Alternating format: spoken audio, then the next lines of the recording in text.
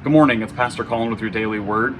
I've been reading this book about Karl Barth, a 20th century theologian from Germany, and he talks a lot about how God makes us fit for the Christian life, that by God's Spirit we're made fit for the Christian life. He says that we're made fit for God by God. It's similar to something John Wesley said, that God does something for us first, and then he does something in us. There's something that only God can do outside of what we can do, and then God begins to transform us from the inside out.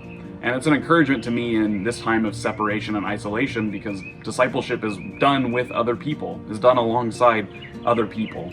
But it's also done in the power and the Spirit of God. During this Easter time, we're reminded that God did something great and grand beyond what we could do long before any of us were born or even existed. And now, in the light of that event, he does something in us. He does something in our hearts and our spirits to transform us from the inside out. And at the beginning of the church, right after Jesus had ascended, the first church, the people in Acts, heard this news about Jesus, that he'd been resurrected, and they responded in this way.